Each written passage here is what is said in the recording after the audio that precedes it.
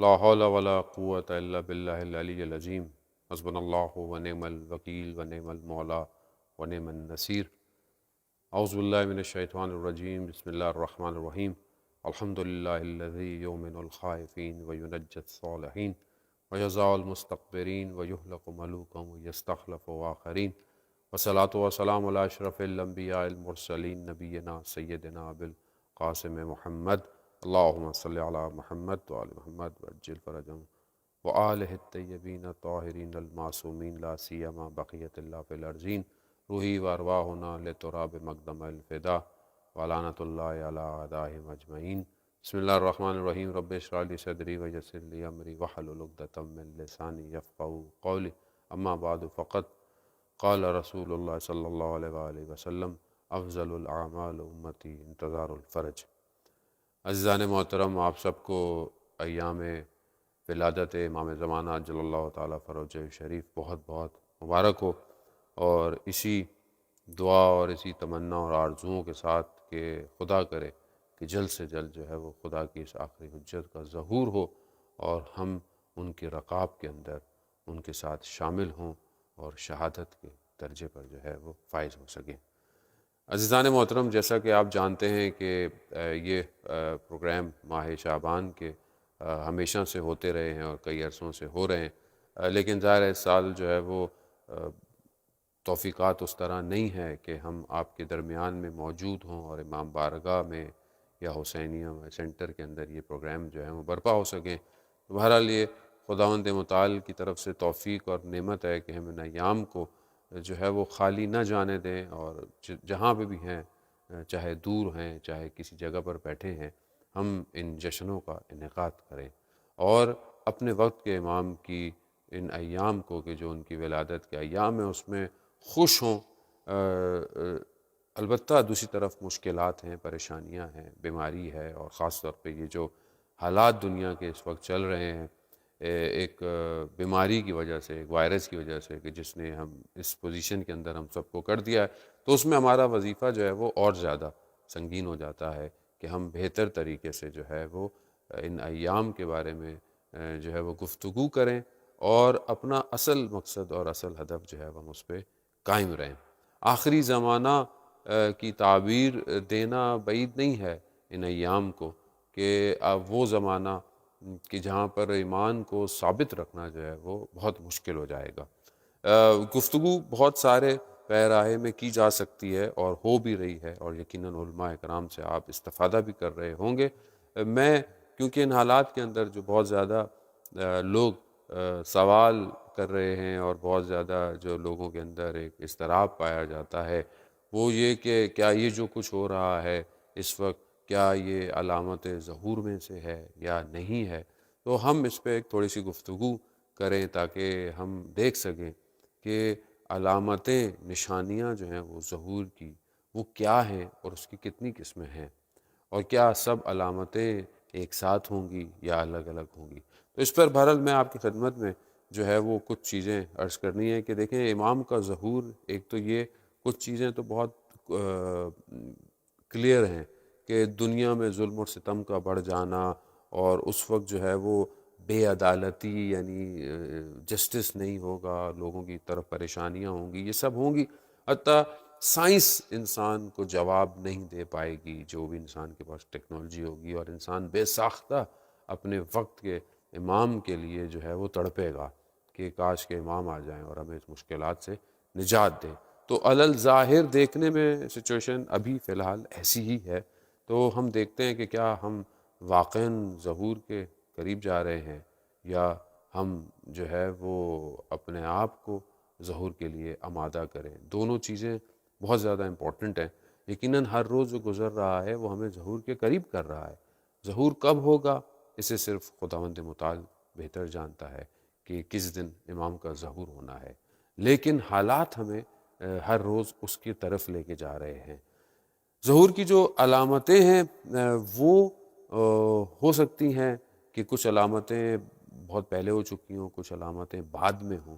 لیکن شرائط کا امپورٹنٹ ہے۔ شرائط ظہور کی مہیا کرنا، ان شرائط کو جو ہے وہ اپنے اندر ایجاد کرنا، یہ بہت ضروری ہے، اور یہ میں پہلے بھی بہت دفعہ کہہ چکا ہوں اور اکثر اسی طرف اپنے آپ کو بھی متوجہ کرتا ہوں کہ ہمیں ان شرائط کو تیار کرنا چاہیے جو ظہور کو فراہم کر سکیں۔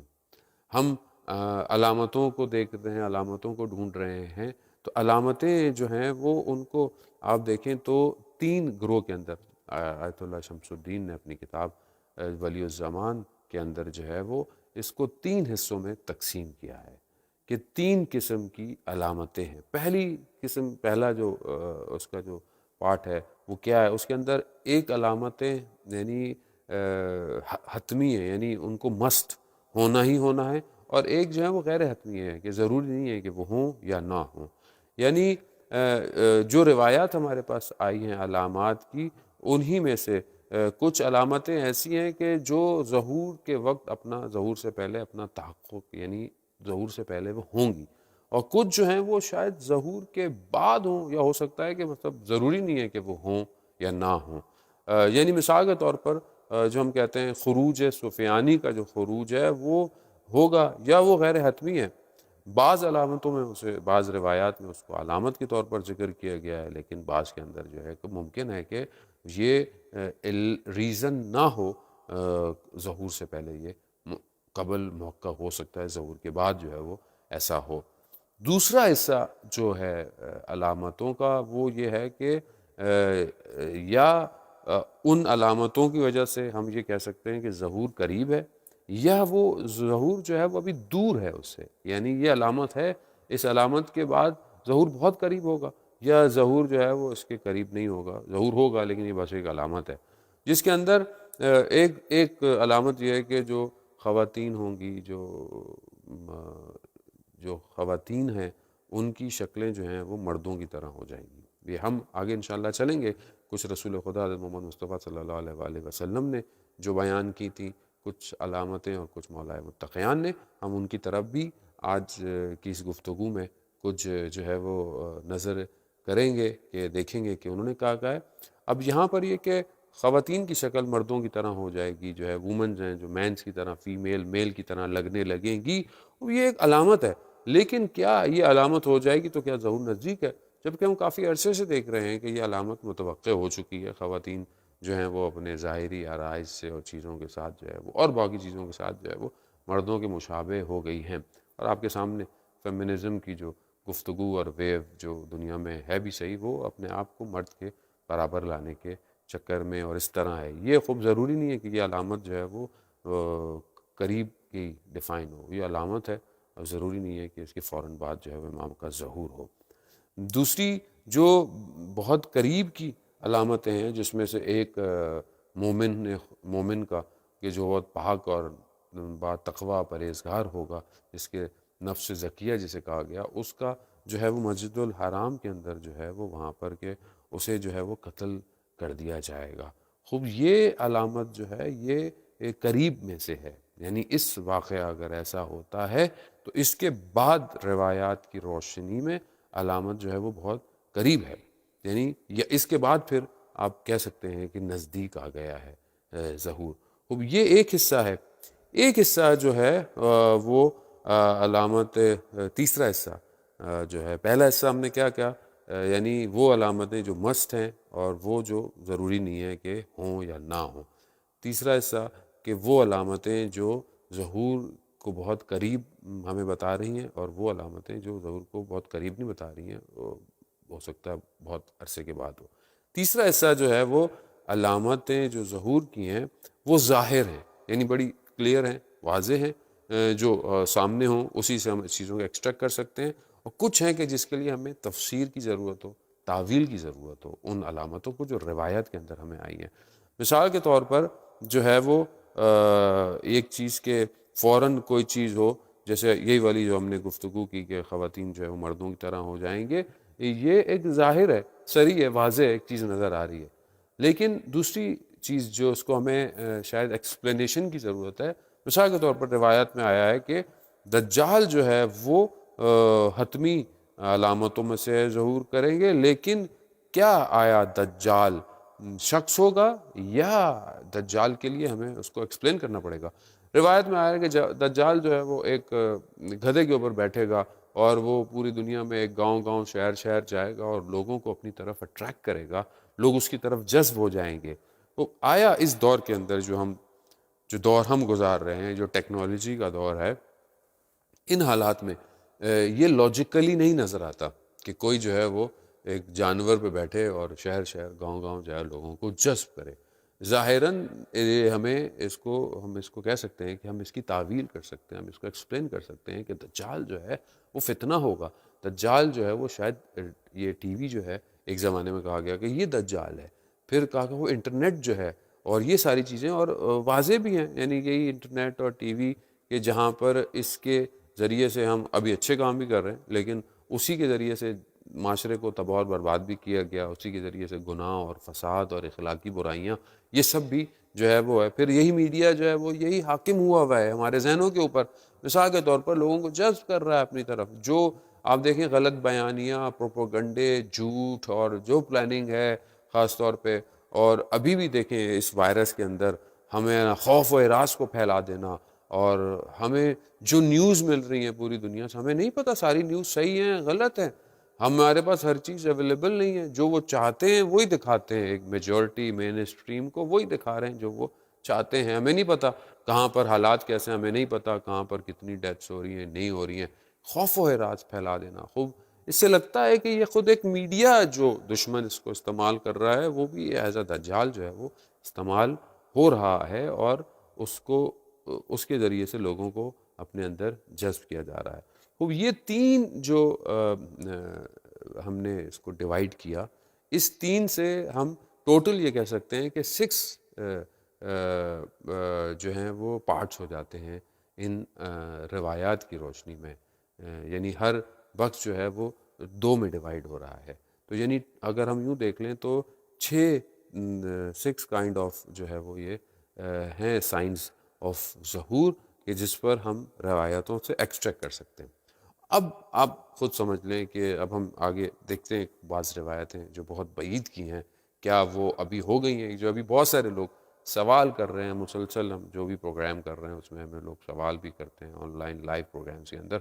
کہ مولانا صاحب یہ ہو رہا ہے وہ ہو رہا ہے۔ تو دیکھیں بات یہ ہے کہ یہ سب ہو رہا ہے اور یہ ہوتا جائے گا اور آگے بھی ہوگا۔ سچویشن یہ ہے کہ کیا ہم خود ریڈی ہیں کہ نہیں ریڈی ہیں، ہمیں اس کی طرف زیادہ توجہ دینا ہے۔ ہم یہ دیکھیں کہ روایات میں بہت سارے ایسے معاملات ہیں کہ انشاءاللہ اس کو بیان کریں گے کہ جو بہت نیئر ظہور کو ڈیفائن کر رہی ہیں، اور وہ جب ہوں گی تو یقیناً جو ہے وہ اس میں ہمیں خیال رکھنا چاہیے کہ ہم انٹرنیٹ پہ ہر چیز کو فارورڈ کر رہے ہیں کہ بغیر ایک تو اس کو کسی لاجیکل ریزن ہے یا مستند روایت ہے نہیں ہے، کوئی گفتگو، اچھی بات ہے، استغاثہ کریں، دعائیں پڑھیں، اور یہ ضروری ہے کہ ہم ان حالات کے اندر ایام میں ہم دعائیں کریں اور مل کر دعائیں کریں، لیکن ان چیزوں کی طرف توجہ کریں کہ جو ہمارے بزرگ علماء ہمیں بیان کر رہے ہیں۔ نہ ہر شخص اپنے طرف سے بیٹھا ہوا کوئی چیز کو جو ہے وہ ایجاد کرے اور بیٹھے کہ بھئی یہ کر رہے ہیں اور یوں کریں، اور جس طرح ہر آدمی ڈاکٹر بن گیا ہے اس وائرس کے بعد اور واٹس ایپ پہ اور فیس بک پہ اپنی تجاویز پیش کر رہا ہے۔ بہتر ہے جو ایکسپرٹس اور ڈاکٹرز کہہ رہے ہیں، جو لوگ ٹھیک ہوئے ہیں، ان کے تجربوں سے فائدہ اٹھاتے ہوئے جو ہے وہ ہم عمل کریں، تاکہ ورنہ ہوتا ہے کہ جب کلسٹر آف انفارمیشن آتی ہے تو ہم کسی چیز پہ بھی عمل نہیں کرتے۔ اسی طرح جب ہم ایک کلسٹر آف انفارمیشن کہ ہمیں یہ کرنا ہے، ہمیں یہ پڑھنا ہے، وہ پڑھنا ہے، اور وہ رہ جاتا ہے۔ جو دعائیں ہمیں اہل بیت علیہ الصلوۃ والسلام نے ہمیں تعلیم فرمائی ہے، ہمیں ان کو پڑھنا چاہیے۔ ماہ شعبان ہے، بہترین دعا مناجات شعبانیہ ہے، ہم اس کی تلاوت کریں، ہم اس میں دیکھیں کہ اس کے اپنے اندر فراز میں بیان ہوتا ہے کہ پروردگار میری موت جو ہے وہ میرے قریب پہنچ چکی ہے، مگر میرے گناہوں نے مجھے تجھ سے قریب ہونے نہیں دیا، تو میں انہی گناہوں کے اقرار کے ذریعے سے تیری بارگاہ میں وسیلہ قرار دیتا ہوں کہ تو مجھے جو ہے وہ رحم کر، مجھ پہ معاف فرما۔ تو ہم ان دعاؤں کو پڑھیں، اور وہ دعائیں جو میں پہلے کئی پروگرام میں آپ کی خدمت میں عرض کر چکا ہوں کہ ہم ان دعاؤں کو پڑھیں، جیسے صحیفہ سجادیہ کی دعا نمبر 7 ہے، اس کو پڑھیں، دعائے نور کو پڑھیں، زیارت عاشورہ، حدیث قصہ، دعائے توسل، اور قرآن پاک کی تلاوت کریں. خوب یہ چیزیں جو کہ ہمارے پاس مستند ہیں ہم ان کو پڑھیں، نہ کہ ہم بہت ساری چیزیں جو ہے وہ خود ساختہ جو ہے وہ بنائیں اور شروع کر دیں. بہت ساری علامتیں امام جعفر صادق علیہ السلام کی خدمت میں شخص آیا، اور امام صادق سے یہ روایت ہے کہ امام صادق نے جو ہے وہ علامات ظہور کے بارے میں رسول خدا محمد مصطفیٰ صلی اللہ علیہ وسلم سے بیان فرمایا. تو رسول خدا نے تقریباً ایک روایت میں ہے کہ 72 علامتوں کو جو ہے وہ بیان کیا ہے، 72 علامتوں کو بیان کیا ہے. مولا متقیان نے اپنے ایک صحابی سعصع بن سوحان کو جو ہے وہ تقریباً 40 علامتوں کو ایک خطبے کے اندر بحر الانوار کے اندر اس کو بیان کیا ہے. کافی چیزیں جو ہے وہ ان میں کامن ہے. میں کچھ کی گفتگو کرتا ہوں تاکہ تھوڑا سا ہمیں آئیڈیا ہو کہ یہ وہ علامتیں ہیں کہ جو ہو رہی ہیں، کچھ ہو چکی ہیں، کچھ ہونے والی ہیں. ہم ان علامتوں کے ذریعے سے ہم متوجہ ہو سکتے ہیں کہ ہاں ظہور نزدیک ہے، لیکن کتنا نزدیک ہے، کب ہے، اس کے لیے ہم کچھ اور حصہ دیکھیں گے جو ظہور کی علامتوں کو بہت قریب شو کر رہا ہے. ہم ان کو آخر میں جو ہے وہ دیکھتے ہیں کہ وہ ہمیں کس طرف متوجہ کروا رہی ہیں. رسول خدا صلی اللہ علیہ وسلم فرماتے ہیں کہ جب میری امت نماز کو ضائع کر دے گی، یہ ایک علامت میں سے ہے کہ ایک امت ہماری جو ہم لوگ، میں کسی کو کہہ نہیں سکتا انسان اپنے آپ کو کہے اور اپنی طرف کیا ہم نماز کو ہم نے قائم رکھا ہوا ہے، نماز ہم واقعاً صحیح طریقے سے پڑھتے ہیں، یا نماز امت پڑھ رہی تھی یا اپنے کاموں میں لگی ہوئی ہے. خوب یہ ایک بہت امپورٹنٹ سوال ہے. دوسری چیز کہ شہوت کی پیروی ہوگی، لوگ شہوت اور خواہشات کی پیروی کریں گے، اپنے نفس کی خواہشات کے پیچھے بھاگیں گے. خیانت جو ہے وہ لوگوں کے اندر زیادہ ہوگی. خیانت بہت ساری ہے، خیانت زبان سے بھی ہے، خیانت آنکھ سے بھی ہے، خیانت امانت کو نہ رکھنا بھی خیانت ہے. امانت میں جو ہے وہ امانت کے اندر جو ہے وہ اس حصے کو استعمال کر لینا خود خیانت میں سے ہے. امانت داری کم ہو جائے گی. لوگ شراب جو ہے وہ اس کو استعمال زیادہ کرنا شروع کر دیں گے، جو کہ آج افسوس کے ساتھ ہمیں یہی کہا جاتا ہے کہ آج کتنے مسلم ممالک کے اندر بھی جو یہ ہے، اور آسانی سے جو ہے وہ لوگ اس برائی کی طرف جو ہے وہ راغب ہیں. آسمان میں فضا جو ہے وہ تاریک ہو جائے گی. شاید گناہوں اور معصیتوں کی وجہ سے شاید ہوا جو ہے وہ آلودہ ہو جائے گی. کہا بھی جاتا ہے کہ انسان جب گناہ کرتا ہے، خدا نخواستہ گناہ ہوتے ہیں، تو آسمان جو ہے وہ شاید ہمیں وہ اس طرح نظر نہیں آتا. حقیقتاً جو ہے وہ گناہوں کی وجہ سے جو ہے وہ اثرات اور نعمتیں انسان سے کم ہو جاتی ہیں. پانی خشک ہو جائے گا بہت ساری جگہوں پر. آسمان سے غبار آسمان میں ہو جائے گا. شاید اس کی توجہ جنگوں کی طرف ہو، شاید جنگیں کچھ گزر چکی ہیں. جنگ first world war, first world war 2 جو ہے وہ ہو چکی ہے. اسی طرح بہت ساری جگہوں پہ جنگیں ہوئی ہیں. آسمان غبار آلود رہا ہے اور ہو چکا ہے. سیکیورٹی کم ہو جائے گی، چاہے وہ ہوا کے راستے ہوں، چاہے وہ زمین کے راستے ہوں. لوگ ایک دوسرے کو برا بھلا بولیں گے. بہت آسان ہے آج کل، ہر آدمی ایک دوسرے کو برا بھلا بولنے میں کوئی کسر نہیں چھوڑتا، اس میں کوئی دیر نہیں کرتا. ذرا سی کسی سے کوئی کوتاہی غلطی ہو جائے آپ کے سامنے، جس طرح ہم لوگ اپنے ہی لوگوں کا حال کرتے ہیں فیس بک پہ، یوٹیوب پہ اور واٹس ایپ پہ. لوگ جو ہیں وہ دامن سکوت گناہوں کے اندر، لوگوں کے دامن جو ہیں وہ گر جائیں گے. بے حجابی ہے، گناہ ہے، فیملی گناہ کر رہی ہے، خدا نخواستہ جو ہے وہ ان ساری چیزوں میں ملوث ہے. لوگ دنیا پرست ہو جائیں گے. ظاہری دنیا، خوبصورتی، گھروں کی خوبصورتی، دیواروں کی خوبصورتی ہے، بڑی بڑی عمارتیں، مضبوط عمارتیں لوگ بنائیں گے. خوبی دنیا میں بن چکی ہیں، ساری ہیں. درخت جو ہے وہ ان کو لگانا کم ہو جائے گا، اور اگر ہوگا بھی تو درختوں کی جو چیزیں ان کو استعمال کم کیا جائے. قیمتیں چیزوں کی آسمانوں پہ پہنچ چکی ہیں، قیمتیں بڑھ جائیں گی. آپ کے سامنے دنیا ابھی حالات میں تو ویسی جو ہے وہ انفلیشن ریٹ کتنا ہائی ہو گیا ہے. باطن کا پردہ ہٹ جائے گا، یعنی جو لوگ اصل میں ہوں گے وہی جو ہے وہ سامنے سے نظر آ جائیں گے. اسکار ہے کہ یہ برا آدمی ہے، یہ دنیا پرست ہے، یہ جو ہے وہ اس کو سٹیٹس چاہیے اور یہ چوری کرتا ہے. یعنی یہ چیزیں واضح ہو جائیں گی، اور لوگ اس کے باوجود بڑے آرام سے اور عادی زندگی گزار رہے ہوں گے. حضرت لوط علیہ السلام کی قوم میں جو گناہ تھا لواط کا، وہ اوپن ہو جائے گا. اگر آپ دیکھیں آج کل دنیا کے اندر جو ہے وہ یہ سب برائی اتنی عام ہو گئی ہے، لیگل ہو گئی ہے ملکوں کے اندر، اس سے بڑی اور کون سی علامت ہم سمجھتے ہیں کہ انتظار کریں؟ لوگ جو ہے وہ مشکلات کا شکار ہوں گے کام کے اندر، کاروبار کے اندر، جو کہ آج کل بہت زیادہ واضح ہے۔ سارے پروگرام انسان کے جو ہیں وہ نفسانی خواہشات کے اوپر ڈپینڈ کر رہے ہوں گے۔ بے عصمتی جو ہے، یعنی عصمت اور طہارت اور پاکیزگی جو خواتین کے اندر سے ہوگی، وہ لوگوں کے اندر سے چلی جائے گی۔ لوگ جو ہیں وہ دوسروں کو راضی کرنے کے لیے جو ہے وہ یہ سارے کام کریں گے، اور یہ کافی طولانی ہے، اور وقت ہمارے پاس اتنا نہیں ہے کہ ہم جو ہے وہ اس کی طرف بڑھیں۔ لوگوں کا اصل، رسول خدا فرماتے ہیں کہ لوگ جس سے محبت کریں گے وہ پیسہ ہوگا، اور پیسہ ہی جو ہوگا وہ پہلا ہدف ہوگا جس کی وجہ سے لوگ ایک دوسرے سے محبت کریں گے۔ آج آپ دیکھ لیں کہ جس کے پاس پیسہ ہوتا ہے لوگ اسی کا احترام کرتے ہیں، عزت کرتے ہیں، ساری چیزیں کرتے ہیں۔ اور بہت ساری چیزیں ہیں کہ جو علامتیں ہو رہی ہیں، کچھ چیزیں ہو سکتی ہیں کچھ چیزیں ہو سکتی ہیں کہ ابھی متوقع نہ ہو۔ تقریباً جو میں نے مطالعہ کیا ان میں سے اکثریت علامتیں ہو چکی ہیں، اور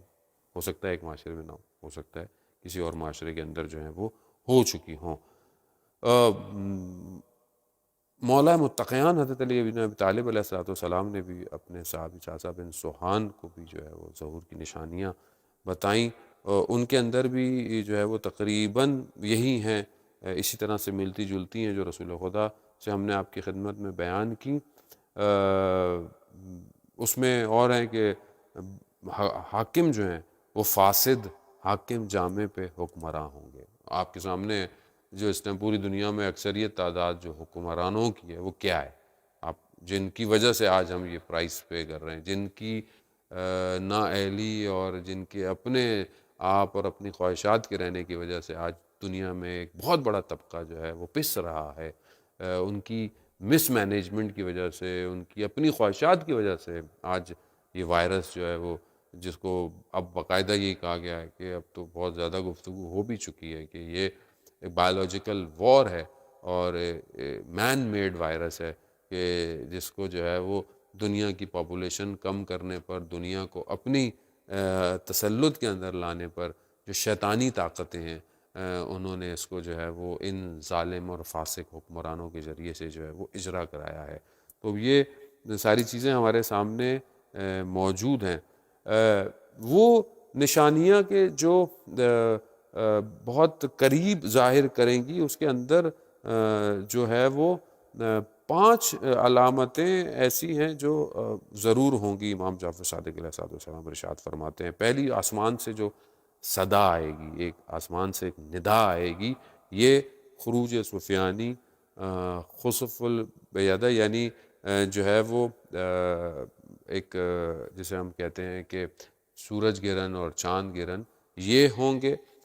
خروج یمانی اور نفس زکیہ کا جو ہے وہ قتل کیے جانا، یہ ہے۔ ایک آسمان سے ندا آئے گی، زرارہ جو کہ اصحاب تھے امام جعفر صادق علیہ السلام کے، انہوں نے سوال کیا کہ یہ جو ندا آسمان سے آئے گی کیا اس کو ہر کوئی سنے گا یا خاص لوگ سنیں گے؟ تو امام فرماتے ہیں کہ نہیں، اس صدا کو ہر کوئی سنے گا۔ اور پھر انہوں نے فرمایا کہ پھر مولا، پھر لوگ جب سب صدا کو سنیں گے تو پھر امام کی مخالفت کیوں کریں گے؟ کچھ لوگ مخالفت کریں گے۔ کہا کیونکہ اس صدا کے بعد شیطان کی بھی صدا آئے گی،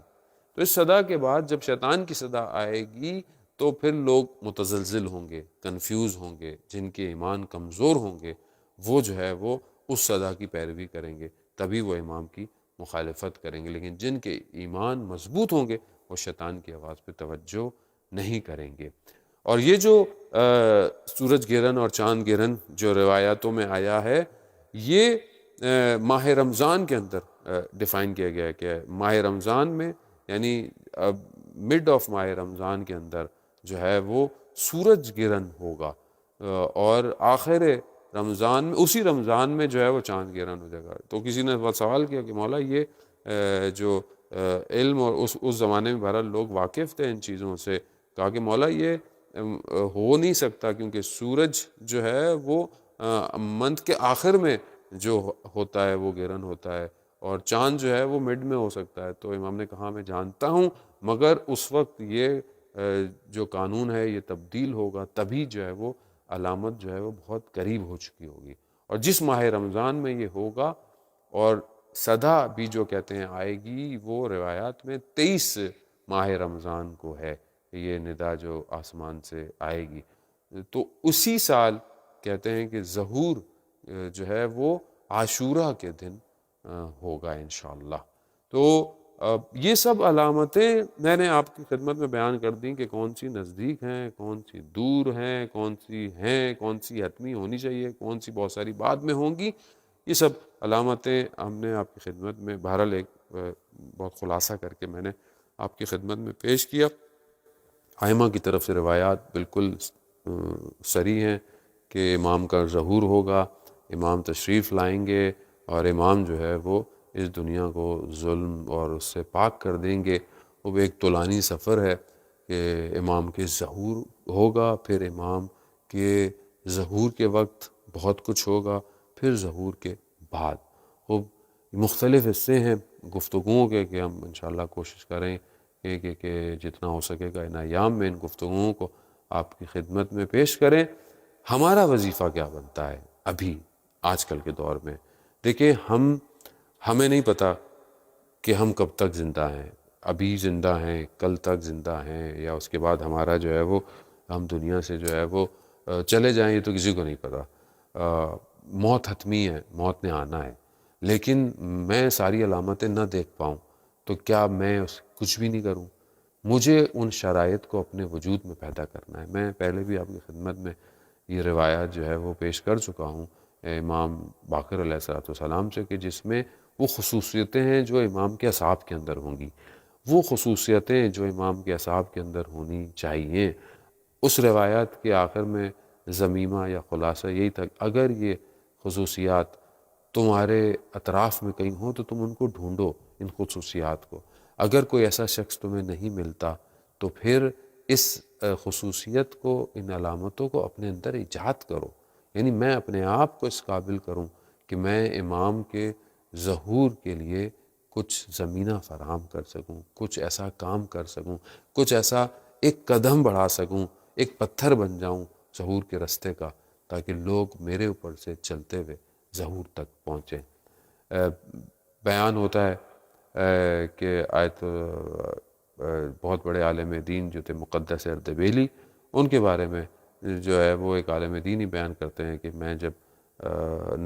نجف میں تھا، اور نجف میں صحن ہی میں میرا حجرہ ہوتا تھا، تو میں نے رات کے ٹائم پر دیکھا کہ کوئی اندر داخل آیا ہے، اور اس داخل اندر آتے ہی اس زمانے میں حرم بند ہوتا تھا، حرم کا دروازہ جو ہے وہ اچانک سے خود کھل گیا، اور پھر اندر کا دروازہ کھلا تو میں بھی نیچے اترا، میں نے جا کر غور سے جب دیکھا تو وہ کوئی اور نہیں، مقدس اردبیلی تھے، اور انہوں نے جو ہے وہ کوئی ایسے جیسے مولا متقیان سے کلام کیا، اور اس کے بعد جو ہے وہ وہاں سے پلٹے اور پھر وہ کوفہ کی طرف روانہ ہو گئے۔ میں بھی ان کے پیچھے پیچھے چلتا گیا، اور وہ مسجد کوفہ میں گئے، اور پھر وہ ایک مقام پہ اندر جائے اور دیکھا کہ کہیں پھر کسی سے کلام کیا ہے، پھر کوئی گفتگو کی ہے، میں نہیں دیکھ پایا باقی کس سے وہ گفتگو کر رہے تھے۔ پھر جب واپس آئے تو واپس آتے ہوئے رستے میں جو ہے وہ میں اپنے اوپر قابو نہیں پایا، مجھے یا تو صدا میری نکل گئی، یا کھانسی مجھے آئی، کچھ آئی جس سے وہ مجھے پہچان گئے۔ اور پھر جب میں نے ان کو کہ انہوں نے مجھ سے پوچھا کہ تم کیا کہہ رہے، میں سب ماجرا دیکھ رہا تھا، آپ نے کیا گفتگو کی اور کس سے گفتگو کی؟ تو انہوں نے کہا کہ شرط پر کہ جب تک میں زندہ ہوں، قید حیات میں ہوں، تم اس بات کو کسی کو نہیں بتاؤ گے۔ تو انہوں نے کہا ٹھیک ہے۔ تو انہوں نے بتایا کہ میں اکثر مجھے جب کوئی مشکل ہوتی ہے علمی، اور علمی کوئی سوال آتا ہے یا کوئی اس طرح، تو میں مولا متقیان کی خدمت میں جاتا ہوں اور ان سے اپنے سوال کو پیش کرتا ہوں، اور مولا جو ہیں وہ میری مشکل کو حل کر دیتے ہیں، مجھے جواب دیتے ہیں۔ آج جب میں ایک مشکل کا سوال ایک پوچھنا تھا علمی، تو جب میں ان کی خدمت میں گیا تو انہوں نے کہا آج ہمارا فرزند یعنی آخری امام جو ہے وہ مسجد کوفہ میں ہے، آپ وہاں جائیں اور ان سے جو ہے وہ سوال پوچھ لیں۔ تو میں وہاں گیا تھا، میں نے ان سے سوال کیا۔ تو اب یہ ہے کہ خود سید ابن طاؤس بھی اپنے فرزند سے کہتے ہیں، اور بہت بڑے علماء بھی بیان کرتے ہیں کہ دیکھیں امام سے جو ہے وہ زیارت، امام سے ملاقات جو ہے وہ جائز ہے اور متوقع ہے، لیکن ہر کوئی نہیں کر سکتا، مصلحت ہے اور خدا بہتر جانتا ہے۔ ہم امام سے ایک گروہ ہوگا جس کی امام سے ملاقات بھی ہوئی ہوگی، اور لیکن ہم امام کو پہچانے نہیں ہوں گے، اور جب امام ظہور فرمائیں گے تو ہم کہیں گے کہ ہاں ہم نے ان کو دیکھا تھا۔ اس کی وجہ یہ ہے کہ جب تک امام خود نہیں چاہتے ہم ان کو نہیں پہچان سکتے۔ ہو سکتا ہے ہمارے اطراف میں کہیں ہماری زندگی میں مشکلات میں ہم پھنسے ہوں اور امام ہماری خدمت میں آئے ہوں۔ اسی طرح ایک عالم دین قم میں تھے اور آخری علالت میں اور پریشانی میں زندگی گزار رہے تھے، بہت سختی تھی زندگی میں، تو اپنے صحن میں ہو کر جو ہے وہ چلتے چلتے میں گلہ کر رہے تھے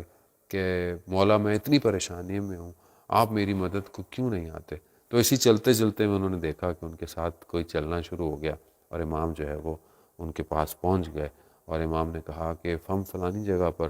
تم مشکل میں پھنسے تھے، ہم نے تمہیں بچایا، فلانی جگہ پر تمہیں ایک مشکل آئی، وہاں پر ہم نے تمہیں بچایا، فلانی جگہ پر۔ جب انہوں نے کہا کہ ایک ایک جگہ انہوں نے مجھے بتائی، اور یقیناً وہ وہی جگہیں تھیں جہاں میں ہلاکت میں تھا، اگر مجھے کوئی نہ بچاتا تو میں نہ بچتا، تو پھر امام نے کہا کہ تم نے کیسے کہا کہ ہم تمہاری مشکل میں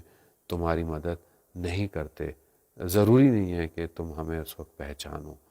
بات یہی ہے جو امام زمانہ جل اللہ تعالیٰ فرجہ شریف نے شیخ مفید کو بھی جو خط لکھے ہیں ان کے اندر بھی وہ یہی فرماتے ہیں کہ شیخ ہم تمہاری ہر خبروں سے باخبر ہیں، یعنی جو بھی تمہارے پر ہو رہا ہے ہم سب جانتے ہیں،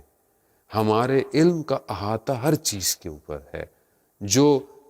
گناہوں سے دوری کرتا ہے، جو برائیوں سے اپنے آپ کو بچاتے ہیں نیک صالح لوگ، وہ ہم جانتے ہیں، اور جو اکثریت جو ہے وہ اپنے آپ کو بچاتی نہیں ہے اسے بھی امام کہتے ہیں کہ میں جانتا ہوں۔ عزیزان محترم، امام ہمارے ان حالات سے واقف ہیں، امام ہمارے ان حالات کو اچھی طرح جانتے ہیں جو ہمارے پر گزر رہا ہے۔ ہم کیا دے رہے ہیں امام کو، ہم سے کیا چیز امام کی خدمت میں پہنچ رہی ہے، یہ ضروری ہے کہ ہمارے وجود سے کوئی خیر جا رہی ہے، ہم اچھا کام کر رہے ہیں جو مولا تک پہنچ رہا ہے۔ حتیٰ امام شیخ مفید کو ایک اور لیٹر کے اندر بھی یہ لکھتے ہیں کہ جو تم خدا سے راز و ناز اور مناجات پڑھتے ہو خدا کی بارگاہ میں، ہم اس کو بھی سنتے ہیں، ہم اس کو بھی جانتے ہیں۔ عزیزان محترم، آئیے ان ایام میں ہم اپنے مولا سے قرب حاصل کریں، خدا کی بارگاہ میں جائیں، دعائیں پڑھیں، مناجات پڑھیں، اپنے امام سے متصل ہوں، خدا کو آخری امام کا واسطہ دیں، اور دیکھیں کہ اس دور میں جہاں کہ انسانیت مشکل کے اندر ہے، پریشانی کے اندر ہے، میں کیا کر سکتا ہوں، میں کس طرح اپنے وجود سے کار خیر دوسروں تک پہنچا سکتا ہوں، چاہے وہ فائنینشلی ہو، چاہے وہ مورلی ہو، چاہے وہ کوئی اور طریقہ ہو۔ تو آئیے ہم ان حالات کے اندر، اس سٹریس اور اس ایک پریشانی کے اندر